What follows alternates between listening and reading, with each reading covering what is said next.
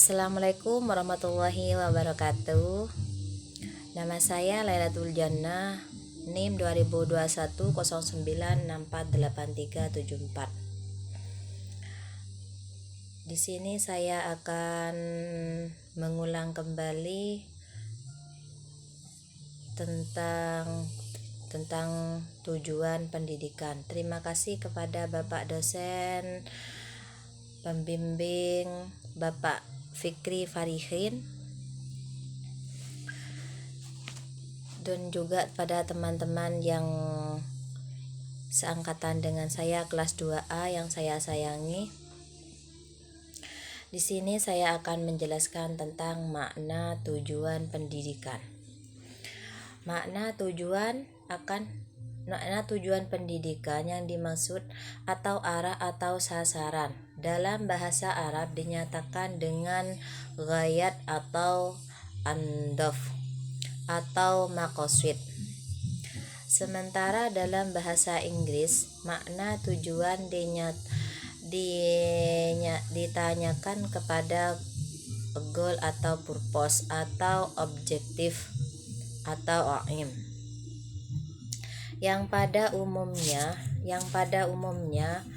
makna-makna tersebut mengandung pemahaman yang sama, yaitu sebuah aktivitas yang diarahkan kepada satu tujuan tertentu atau arah tertentu. Tentang pandangan di dalam Al-Quran, dalam tujuan pendidikan itu ada beberapa surat. Yang pertama surat Az-Zariyat. Yang pertama surat Az-Zariyat ayat 56. Yang kedua surat Ali Imran ayat 137 sampai 139. Yang ketiga surat Al-Hajj ayat 40 sampai 41. Yang keempat ada surat Al-Fat ayat 29. Di dalam surat Az-Zariyat ayat 56 yang berbunyi A'udzu billahi minasyaitonir rajim. Bismillahirrahmanirrahim. Wa ma khalaqtul jinna wal insa illa liya'budun. Yang artinya, dan aku tidak menciptakan jin dan manusia melainkan agar mereka beribadah kepadaku. Khalaqah di sini berarti menciptakan dari tiada menjadi ada. Hanya Allah yang bisa menciptakan dari ada menjadi ada. Manusia hanya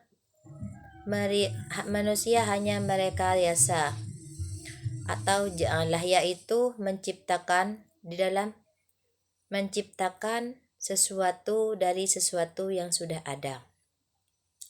Tujuan pendidikan ialah membentuk manusia yang berdedikasi yaitu manusia yang bekerja untuk kebaikan, giat, semangat, penuh tanggung jawab, tidak mengambil muka, karena itu mempersembahkan kerjanya demi Allah. Hanya dedikasilah yang akan membawa kemajuan, sedangkan mementingkan diri sendiri akan merubah masyarakat dan pada gilirannya cepat atau lambat akan merugikan dirinya sendiri juga. Di dalam surah Ali Imran juga dijelaskan qad khalaqa min qablikum, juga dijelaskan dalam surat Ali Imran qad khalat min qablikum sunanun, telah berlalu hukum-hukum sebelum kalian. Hukum-hukum itu adalah sunnatullah, yaitu kehancuran bangsa-bangsa terdahulu karena dosa-dosa mereka.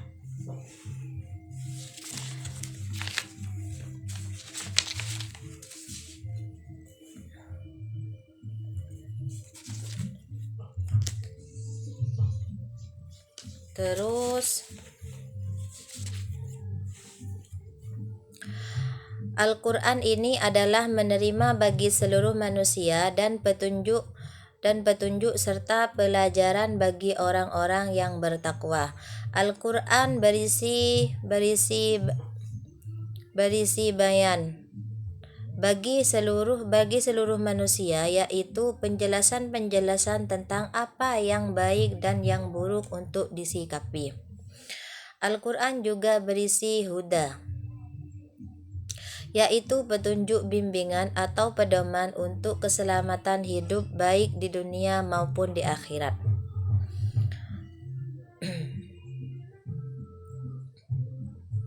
Al-Quran juga berisi mau'izah, yaitu pelajaran atau nilai-nilai yang baik yang penting untuk dijalankan. Yang dituju dalam ayat ini ialah pribadi atau individu. Ada 2 larangan bagi umat Islam yang disampaikan Al-Quran dalam ayat ini. 1. Tidak boleh merasa lemah. 2. Tidak boleh cepat bersedih.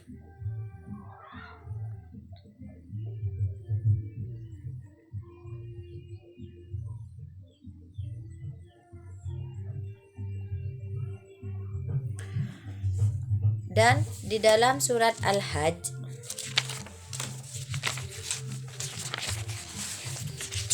dan bunyinya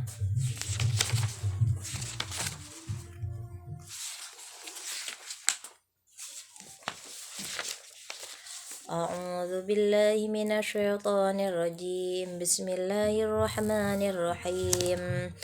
Alladzi ukhriju min diyarihim bighairi haqq إلا أن يقولوا ربنا الله ولولا دفع الله الناس بعضهم ببعض لهدمت صوامع وبيع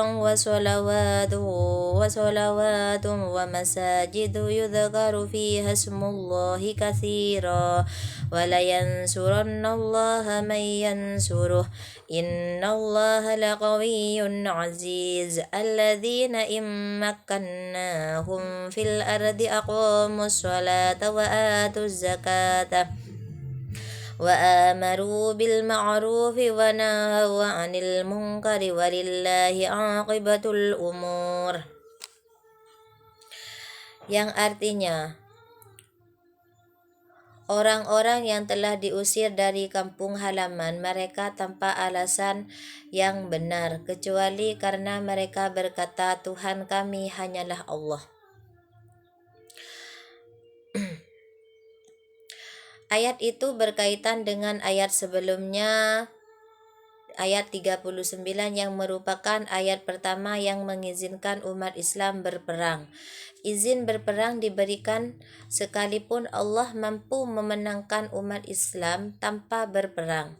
Hal itu supaya Allah tahu siapa yang berjuang atau tidak berjuang, dan untuk menjadi tolak ukur siapa yang berhak atas imbalannya atau hukumannya. Izin berperang itu diberikan untuk membela diri yang ketika itu di Makkah Nabi Muhammad beserta para sahabat diancam untuk dibunuh dan akhirnya terusir dari Makkah.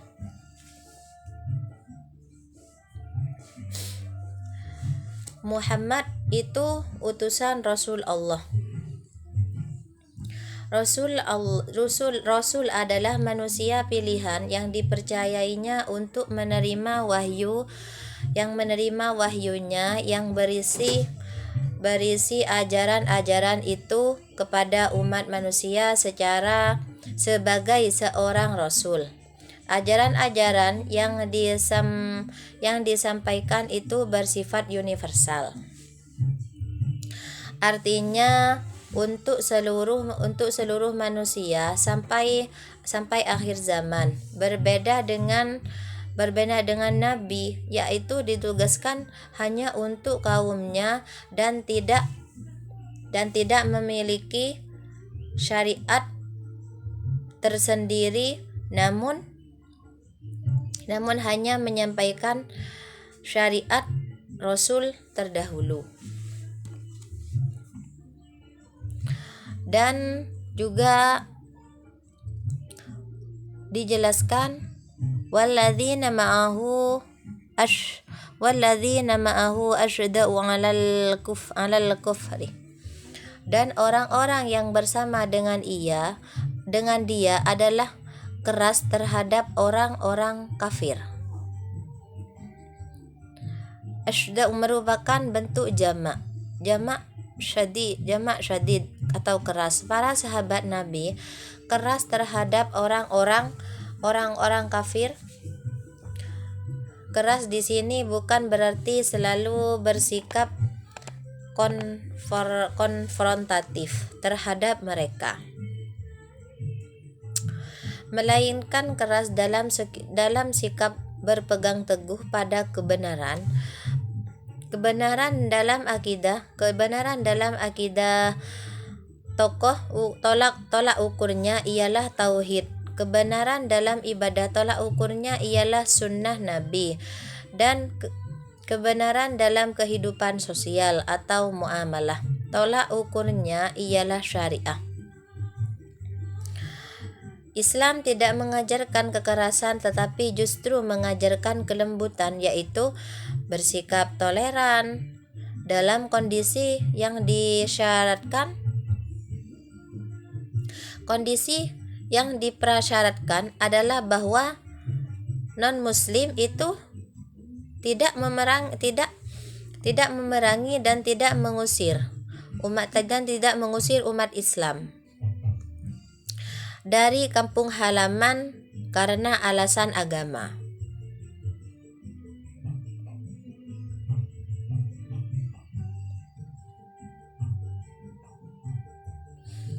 Ya, mungkin hanya itu yang bisa saya sampaikan. Kurang dan lebihnya saya mohon maaf yang sebesar-besarnya. Ini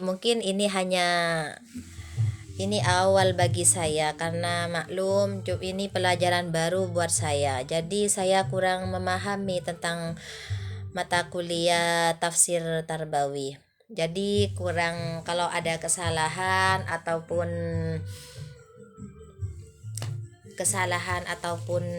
kata-kata yang kurang baik, mohon dikritik ya, di bawah dikritik, komentar itu dikritik. Terima kasih. Wassalamualaikum warahmatullahi wabarakatuh.